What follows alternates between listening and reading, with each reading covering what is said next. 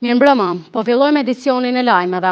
Drejtori i Shërbimit Spitalor Klinik Universitar i Kosovës, Valbon Krasniqi, është shprehur se pandemia na ka mësuar se çdo herë kur s'ka respektim të masave, numri me të infektuar është rritur. I pyetur për mundësinë e rritjes së numrit më të infektuar pas tubimeve që janë të mbajtur gjatë fushatës zgjedhore, ka thënë se një gjë është vështirë të parashikohet, por ka thënë se mos respektimi i masave ka rritur numrin me të infektuar. Po është vështirë të parashikohet sa do të kemi rritje të numrit të rasteve të reja të infektuara, megjithatë pandemia na ka mësuar se çdo herë kur ka mos respektim të masave, mund të pritet një numër më i madh i të infektuarve, sidomos grumbullimet e njerëzve në masë të madhe në mjeksi njihen si super shpërndarës të infeksionit. Ne po e përcjellim situatën epidemiologjike me vëmendje, jo vetëm në vendin tonë Kosovë, por në shtetet përreth dhe më larg, dhe varësisht nga situata që do të paraqitet, ne duhet të kontrpërgjigjemi, nëse mund të themi ashtu.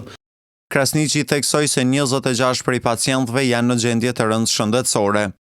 Aktualisht situata me pandeminë COVID-19 në Kosovë është e qetë, është e menaxhueshme, jeni dëshmitar që këtë një muaj e gjysmë tashmë që nga fillimi i muajit janar ne kemi një situatë shumë të favorshme dhe nga aspekti epidemiologjik, ku numri rasteve të reja të infektuara ka rritur të stabilizohet mesatarisht rreth 300 në ditë, dhe po ashtu edhe sa i përket aspektit klinik të prekurve nga COVID, situata është e menaxhueshme. Mes tjerash, Krasniqi shtoi se në QKUK klinika infektive, klinika e pulmologjisë dhe objekti i mjekësisë sportive është e para që trajton të prekurit nga COVID-19. Menaxhimi klinik i rasteve të prekura me COVID konsiston në 3 drejtime: në sigurimin e shtretërve për të shtrirë të gjithë pacientët e cilët kanë nevojë, sigurimin e stafit të nevojshëm mjekësor, përfshirë mjekët dhe infermierët dhe stafin tjetër mbështetës për të ofruar shërbimin shëndetësor, si dhe sigurimin e banave dhe materialit tjetër shpenzues, përfshirë këtu edhe sigurimin e oksigjenit. Në muajin e kaluar në Kosovë janë identifikuar 3 raste me variantin britanik të COVID-19, ndërsa Krasniqi ka thënë se nga 30 mostrat e dërguara në Gjermani nga IKSHPK-ja në bashkëpunim me Ministrinë e Shëndetësisë, rezultuan 3 të infektuar me variantin e ri britanik, të cilët fatmirësisht tashmë janë shëruar. Vaksina vjen për qytetarët e Kosovës. Ministria e Shëndetësisë dhe IKSHPK-s janë në kontakt të përhershëm me prodhuesit e vaksinave dhe ne presim që vaksina të arrijë në Kosovë sa më shpejt të jetë e mundur. Normalisht ndër kategoritë e para do të jenë punëtorët shëndetësor dhe personat e moshuar me sëmundje kronike, tha ai. Zgjedhja e presidentit të vendit po konsiderohet se duhet të ndodhë menjëherë pas konstituimit të Kuvendit të Kosovës. Afatet e shkurtra kohore që i ka Kosova për qenë me ushtrues detyre të presidentit dhe mundësia për mos arritjen e konsensusit për të parin e shtetit po shihen si rrezik edhe për zgjedhje të reja. Prandaj nga njohësit politik po kërkohet që presidenti të jetë prioritet para formimit të ekzekutivit të ardhshëm.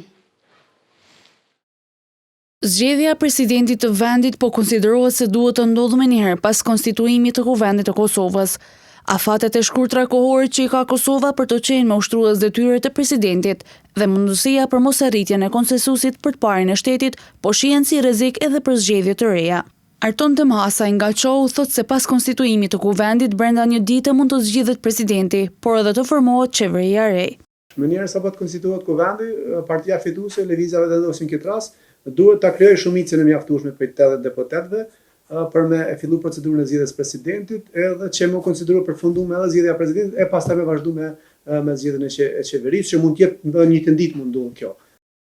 Menjëherë pas certifikimit të rezultateve të zgjedhjeve të 14 shkurtit, sipas ligjëruesit të shkencave politike në Universitetin e Prishtinës, Dorajet Imeri, duhet të konstituohet Kuvendi pa vonesa, e më pas për shkak të afateve të shkurtra kohore presidenti të zgjidhet para formimit të qeverisë.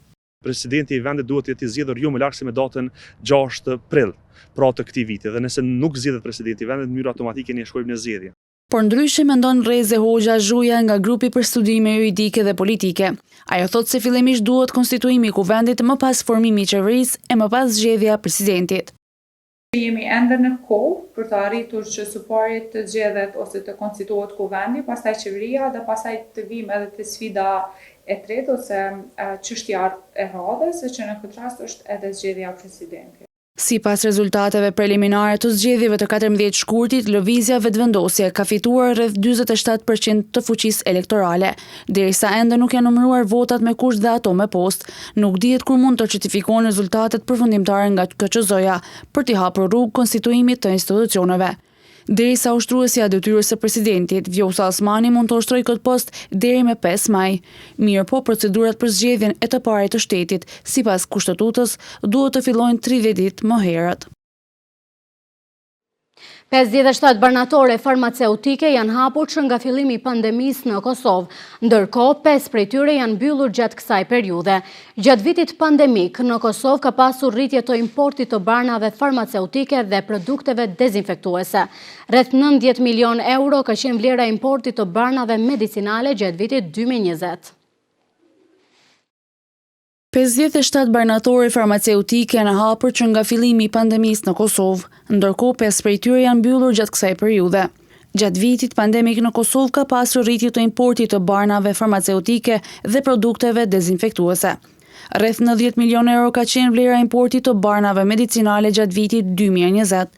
Importi i këtyre produkteve ka shënuar rritje në krahasim me vitin 2019, e që rritje të importit ka pasur edhe për produktet dezinfektuese. Zyra për informim e Ministrisë së Tregtisë dhe Industrisë tregon se sa barnatorë janë hapur që nga fillimi i përhapjes së pandemisë në Kosovë, por në të njëjtën përgjigje, pavarësisht interesimit, nuk është treguar edhe sa kompani farmaceutike janë hapur gjatë kësaj periudhe.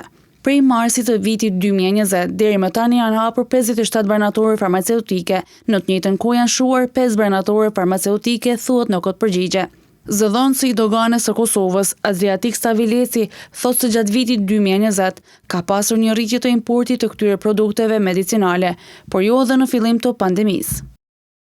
Por për shkak të pandemisë janë rrit importet e shumë disa lloje të medikamenteve dhe kryesisht janë rrit edhe importet e vitaminave të ndryshme të cilat tregtohen në barnatorët e Kosovës.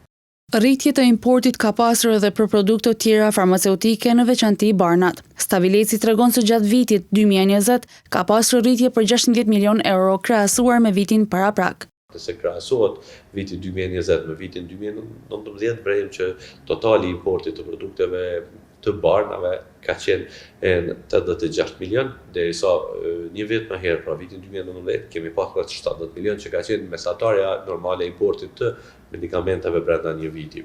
Zëdhënësi i doganës së Kosovës, Adriatik Stavileci, thotë se trendi i importit të këtyre produkteve ka vijuar edhe në këtë fillim vit, por thekson se ka pasur ulje të lehtë të importit të dezinfektuesve, maskave dhe dorezave. Kërkesa më e lartë për konsum ka qenë për antibiotik dhe për vitamina. Krahas vitaminës C, kërkesë të lartë ka edhe për vitaminën D, të rekomanduara për personat e infektuar me COVID-19.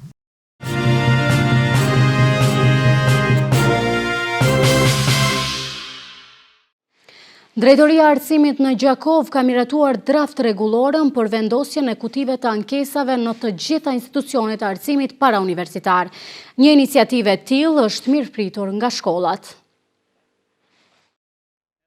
Drejtoria e Arsimit në Gjakov ka hartuar një draft rregullore për kutitë të ankesave në institucionet e arsimit parauniversitar në komunën e Gjakovës, për të cilat më detajisht na tregon drejtori i Drejtorisë Komunale të Arsimit. Kjo rregullore ka për qëllim fuqizimin e mekanizmave mbrojtjes të nxënësve përmes, do thotë, adresimit të shqetësimeve, ankesave ose kërkesave që kanë për institucionin arsimor.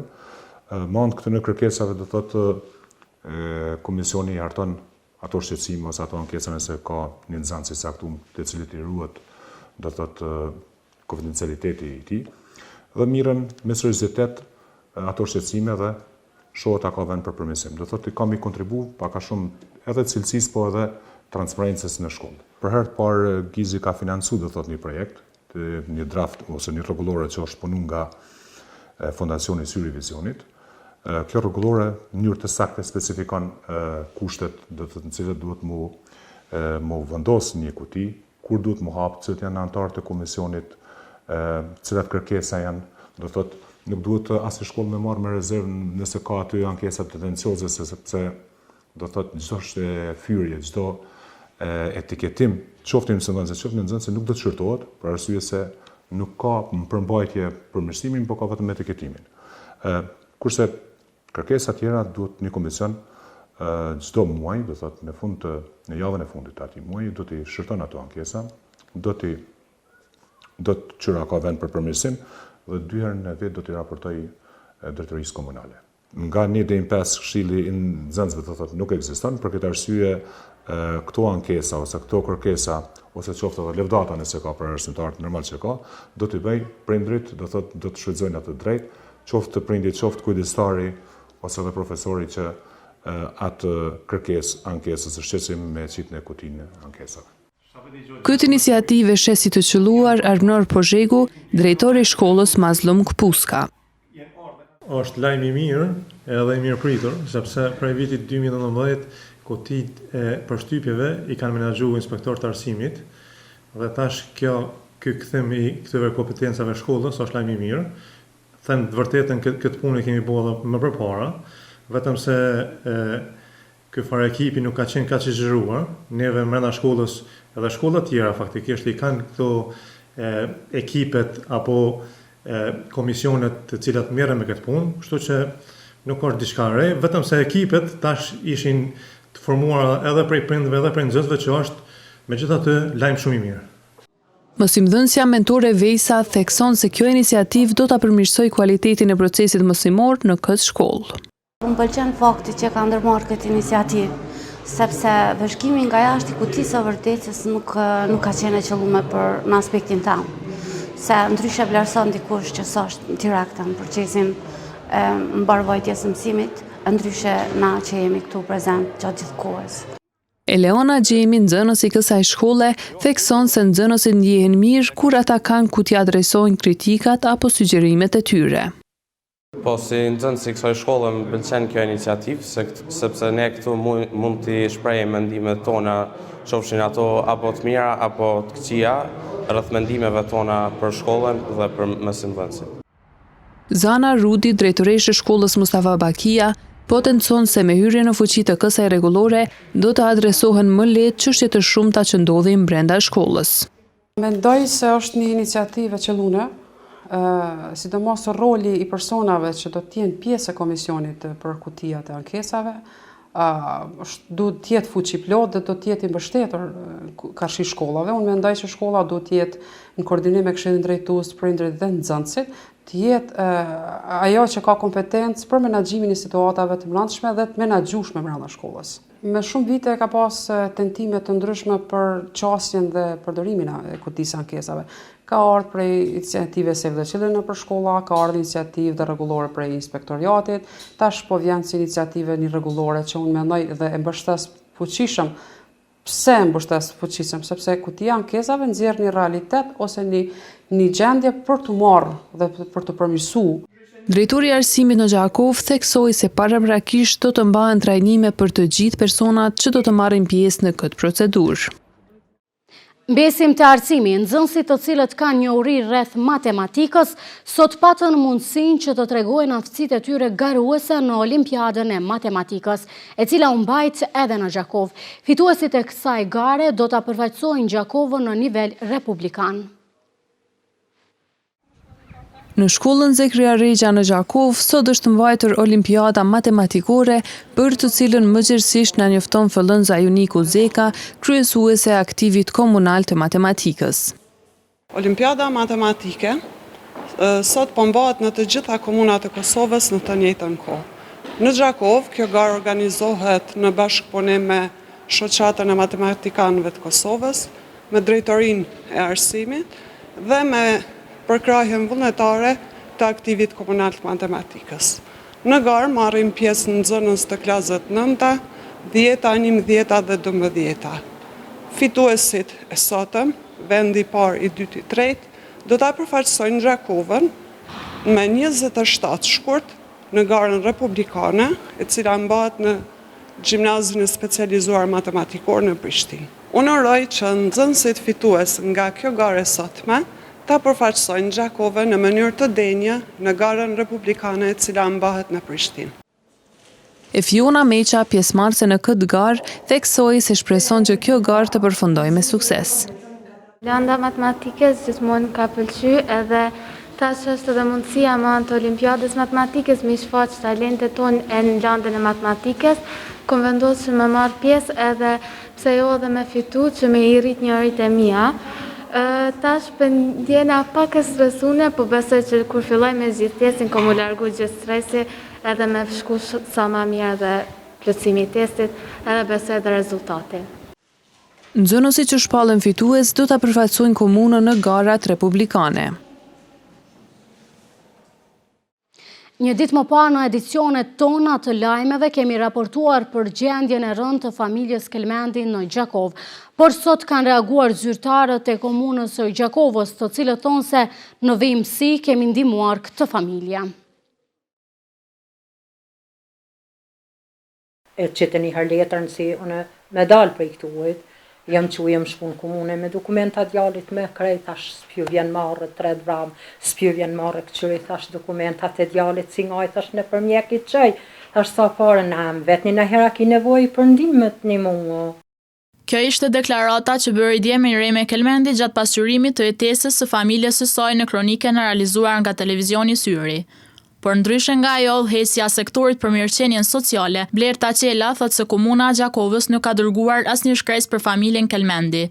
Unë ndeshta veç të informoj që zoja Kelmendi asnjëherë nuk ka marrë asnjë letër nga komuna që ajo të largohet, aq ma pak tu e ditë situatën e saj financiare dhe që është një familje dëshmorit. Dua të cekë dhe gjithashtu që komuna sa herë që kanë shpërnda pako ushqimore dhe higjienike me donatorë të ndryshëm, zoja Kelmendi ka qenë e para e cila ka marrë. Ajo do të vazhdoj të qëndroj aty, ajo është që nga viti 2009 banore në ato banesa. Tutje Qela u shpreh se Kuvendi Komunal ka për detyrë të bëjë verifikimin e kushteve ekonomike për të gjitha familjet që jetojnë në banesat sociale. Ne si komunë e kemi obligim ligjor që të bëjmë vlerësimin e këtyre banorëve të cilët gjenden në banesat sociale. Neve na duhet të sigurohemi mos ka ndryshuar gjendja e tyre ekonomike, statusi i tyre familjar dhe prandaj ne kërkojmë dokumenta dhe kërkojmë të bëjmë vlerësimin e tyre, por asnjëherë të bëjmë largimin e atyre personave të cilët e meritojnë të qëndrojnë aty. Ndërsa personat e tjerë që si plotësojnë kushtet, ne kemi obligim ligjor që të bëjmë largimin e tyre. Por familja Kelmendi nuk është prej familjeve që meriton të largohet nga ato banesa.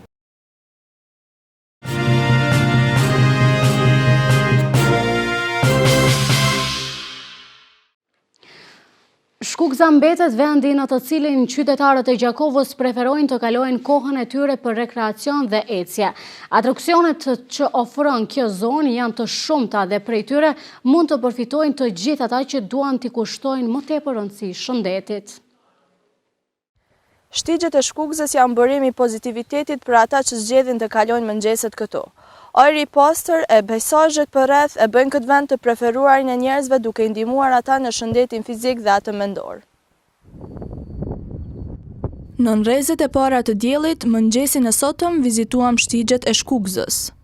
Njerëzit shijonin benefitet e një prej vendeve më të vizituara në qytetin tonë. Shumë prej tyre janë vizitorë të rregullt e me ngritjen e temperaturave, numri i njerëzve që dalin për ecje e vrapim është rritur. Mundohemi me dalë qarë që të kemi mundësi 3 deri 4 herë në javë, ose ndonjëherë edhe më rrallë. Ecjen e bojmë 6 deri 7 kilometra. Ecje ose vrapimi nga dalshëm ose ecje shpejt kështu. Na për çdo ditë dalim me ecë. Për se ka dalë burri në pension, na për çdo ditë në ora 8, veç jemi këtu, 7:30, 8. Ata që takuam këtu, përveç që kanë rutinë ecjen, nuk hezituan të bëjnë thirrje për të tjerët që ecjen mos ta bëjnë vetëm për rekreacion, por edhe për shëndetin. Në ora 6 filloj edhe vrapoj këtu për çdo ditë. Filloj atje prej urës ku është edhe nëpër Shkukë këtu. Më bëni terren shumë i mirë për vrapim, edhe i kisha thirrë rinin sa më shumë, unë bashkan gjitë edhe mu. Sa është edhe të mirë në shëndetit edhe çdo është vendi shumë i përshtatshëm për vrapim. A dini shpesh me ecë në Shkukës? Zakonisht vikendave më tepër, po ka ose kur edhe gjatë ditëve të punës, kur kemi më shumë kohë. A ju bën mirë për shëndetin kjo? Pikërisht për çato është qëllimi, po. Është pak relaks, kundra stresit edhe mirë për shëndetin. Kombinimi i ajrit të pastër, i pasur me oksigjen e natyra mrekullueshme mbledh këtu vrapues maratonash e qytetarë të zakonshëm që nuk praktikojnë ecjen çdo ditë. Atraksionet që ofron kjo zonë janë të shumta dhe prej tyre mund të përfitojnë të gjithë ata që duan t'i kushtojnë më tepër rëndësi shëndetit. Rrugë e Bardhë është romani i parë i autorës Drita Kurti Kamberi, i cili u promovua sot në Gjakov. Ky roman shtjellon fatin njerëzor të shqiptarëve nga okupatori serb, të cilët nuk pajtoheshin me shkollimin e popullit shqiptar.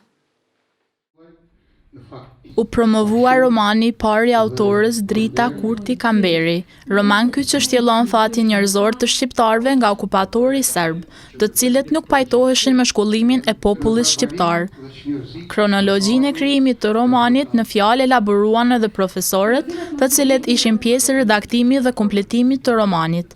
Kënaqësi të ndeshëm me gra të afta që të pamundurën e bëjnë të mundur, u shpreh Migena Arllati, e cila me pak fjalë na tregoi rrugën që përshkroi ky roman.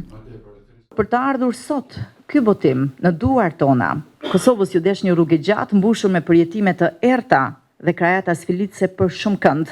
Ndaj dhe çdo njeri prej nesh mund të jemi dëshmitar si përjetues të dikurshëm të njëjtit ferr. Pra Kosova brenda regjimit diskriminues dhe shtypës ndaj shqiptarëve brenda ish Jugosllavisë komuniste. Mësuesit e profesorët të asaj kohe për cilin edukat e frym patriotike, tha profesor Muhamet Rugova. Atë nuk zhvillohet vetëm një mësim, sipas programit shkollor si që kishim të caktuara në atë kohë, por atë më tepër zhvillohej një edukat e madhe patriotike e kombëtare, ashtu si që kërkonte koha. Dhuna e regjimit serb ndaj arsimit shqiptar në shpika kryesore e romanit, citoi profesor Kurti. Pikë shumë e rëndësishme në këtë roman është edhe rrëfimi i triut shqiptar në ushtrit e Serbisë, ish Jugosllavisë. Vatani është Fatmir Kurti, një vëllai joni i cili u vrani në moshë shumë vitale, shumë të re, dhe i cili ishte një djalë i mrekullueshëm i vllaznisë tonë. Komentet për këtë roman nuk munguan as nga Bedrit Sahani, drejtori i gjimnazit Hajdardushi. Edhe pse romani është shumë prekës, por megjithatë është një gëzim sepse sot në liri ti përkujtosh ato momente shumë të vështira, të cilat ka kaluar ky popull i yni, asnjëherë nuk është pak. Ndërkaq mësimdhënësja Zoge Shehu u shpreh se vetëm tema këtij libri e emocionoi shumë. Më kanë pyetur nxënësit pse profesoresh nuk ka autore femra, gjë që tha dhe Migena. Nuk ka autore femra sepse femrat shkruajnë me shpirt. Ndaj Drita dhe romanin e bëri me gjuhën e shpirtit, me gjuhën e zjarrt. Guri që Drita simbolizon lashtësinë dhe ata burrat që pinë duhan mbi atë gur, dhe që ti me fanatizëm s'lejoje që të lëviz nga vendi fare, ai aty të qëndroj, ai është aty, sepse aty janë gdhendur emrat e të gjithëve. Cila ka qenë arsyeja që autora zgjodhi fabulën e këtij romani, e flet ajo vetë. Tematika kryesore në këtë roman, përkatësisht në këtë pjesë të romanit, është kryesisht peripetit dhe përplasjet e popullit shqiptar në thundrin e okupatorit serboslav, dhe veçanërisht për ndjekjet prej shkollave, qitja jashtë punës të gjithë ajkës shqiptare, mohimi të drejtave popullit shqiptar në pushtetin serboslav e kështu me radhë. Besimi në unitet më mbante në këmbë, thuhet me stjerash në kujtimet e autorës.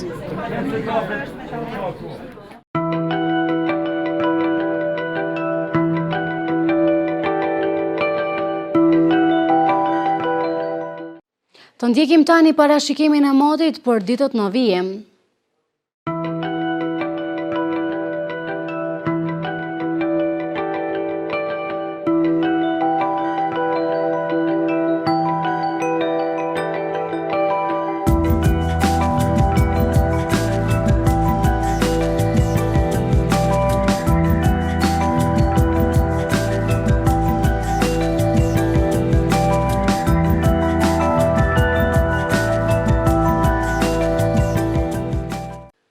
Këtu po mbyllim këtë edicion të lajmeve. Faleminderit për vëmendje. Mirupafshim.